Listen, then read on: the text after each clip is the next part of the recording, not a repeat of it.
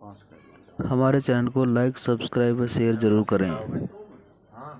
फरीदाबाद के सूरजकुंड में चल रहे 36वें अंतर्राष्ट्रीय आर्ट एवं क्राफ्ट मेले में वीरवार को मुख्यमंत्री मनोहर लाल खट्टर ने शंघाई कोऑपरेशन ऑर्गेनाइजेशन के प्रतिनिधियों के साथ डिनर पर प्रदेश में निवेश को कैसे बढ़ावा दिया जाए इस पर चर्चा की।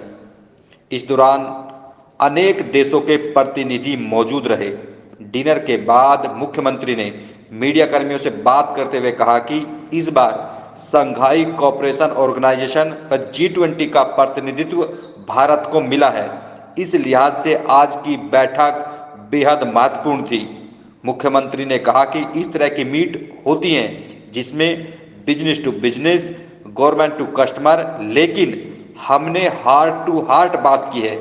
अब आपको दिखाते हैं कि सूरजकुंड अंतर्राष्ट्रीय क्राफ्ट मेले में शंघाई कोऑपरेशन ऑर्गेनाइजेशन के प्रतिनिधियों से डिनर करने के बाद मुख्यमंत्री ने बैठक से लेकर तमाम मसलों पर क्या कहा।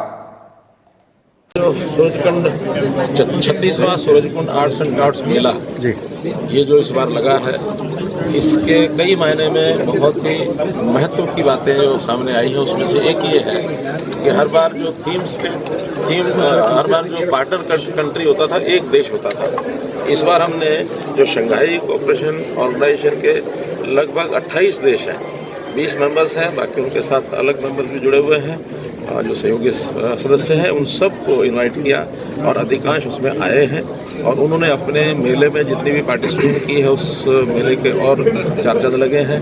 आज ऐसे सभी जो SCOs कंट्रीज़ के जो एम्बेसडर्स थे उनको हमने इनवाइट किया था। एक प्रकार से थोड़ी बातचीत के नाते से म्यूचुअल कोऑपरेशन, हरियाणा के साथ उनका कितना सहयोग और आगे बढ़ सकता है उसके लिए हम भी तैयार हैं। उन्होंने भी बड़ी उत्सुकता दिखाई है और मोरओवर इस बार SCO जो ऑर्गेनाइजेशन ये है, इसकी जो अध्यक्षता प्रेसिडेंटशिप वो भारत को मिली है।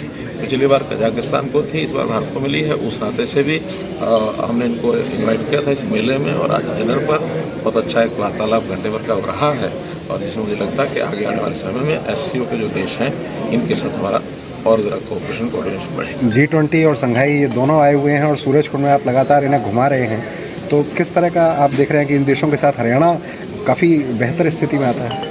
देखिए, G20 का इस बार वो भी अध्यक्षता भारतवर्ष कर रहा है और बहुत से देश उसमें भी आए हैं। वो भी अलग अलग से एक एक देश के लोग यहाँ आ रहे हैं। हमने अपने भारतवर्ष को पूरी दुनिया में किस प्रकार से प्रोजेक्शन करनी है। वास्तव में G20 के जो कंट्रीज़ हैं ये more than half of the population ये सारे कंट्रीज़ करते हैं और अगर SCOs को जोड़ लिया जाए तो 2/3 पॉपुलेशन ऑफ द वर्ल्ड ये इसमें सब में समाती है। तो हमने इन सब को हरियाणा के लिए भी आमंत्रण दिया है, निमंत्रण दिया है। हमने हमेशा जो मैं प्रयोग करता हूँ कि जो इस प्रकार की बिजनेस की डीलिंग्स होती हैं वो B2B बिजनेस टू बिजनेस होती है, B2G बिजनेस टू गवर्नमेंट होती है, G2C गवर्नमेंट टू कस्टमर होती है।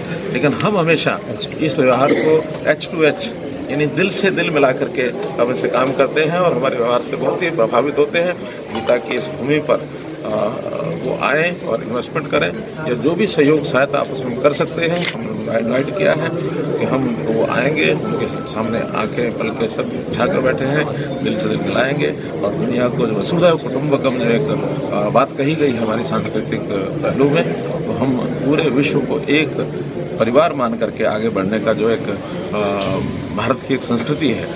देश के प्रधानमंत्री ने भी हम वसुधैव कुटुंबकम की नीति पर चलेंगे, ये हमारा G20 को भी और SCO को भी ये एक कहना संदेश दिया हमने और उससे निश्चित रूप से भारत का स्थान दुनिया में बहुत आगे बढ़ा। हरियाणा को इससे क्या अच्छी खबर, हरियाणा को इससे क्या रिस्पॉन्स मिला निवेश के लिए? रिस्पॉन्स अच्छा है। अभी तो जो कि प्रारंभिक सारी बातचीत होती है, एक वातावरण बनता है, उस वातावरण के बाद कुछ देशों से चल रही है, लेकिन हम उनसे आगे 1-to-1 करके और MOUs करेंगे।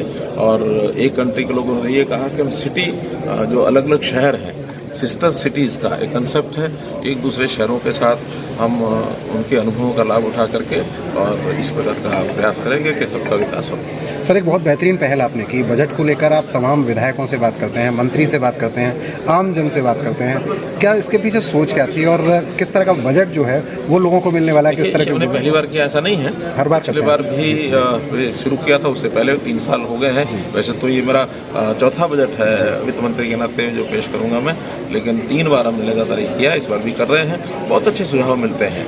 ऐसा नहीं है कि केवल जो सरकारी जो लोग होते हैं, चाहे वो ब्यूरोक्रेट्स हैं या हमारे जो नेता हैं, केवल वही सोच सकते हैं, बाकी लोग भी बहुत सोचते हैं। स्टेक होल्डर्स वास्तव में जिनको बजट के अच्छे बजट का लाभ होता है, उनके भी अच्छे सुझाव आते हैं, उन सबको सम्मिलित करते हैं और बाद में उन सबको सम्मिलित करने के बाद एक अच्छा बजट ये आएगा, ऐसा विश्वास दिलाता हूँ। बाकी तो बजट के बाद केंद्र सरकार सिटी लेके आ रहे हैं, ग्लोबल सिटी आपके आ रहे हैं, तो ये जो यहाँ से मीटिंग हुई है उसमें इन्वेस्टमेंट के पॉइंट ऑफ व्यू से हरियाणा सरकार एक जनरल बातचीत होती है। उनको बड़े प्रोजेक्ट, सभी प्रोजेक्ट्स बताते हैं।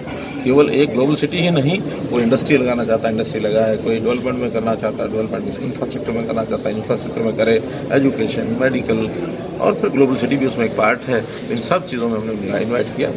केंद्र सरकार का बजट बहुत बेहतरीन आया था, उसको देखते हुए हरियाणा सरकार का बजट हरियाणा के लोगों के लिए कैसा रहने वाला है? किस तरह की सौगात हरियाणा के लोगों को मिलेगी? स्वाभाविक है, जो बेहतरीन वहाँ आया वो सारे देश की दृष्टि से हरियाणा का बजट हरियाणा के लोगों के लिए एक बेहतर बजट आएगा। और केंद्र का जो बजट आया उसमें भी ज़्यादा लाभ जितना हरियाणा के लिए ले पाएंगे उसका प्रयत्न करेंगे। सेंटर की बजट की झलक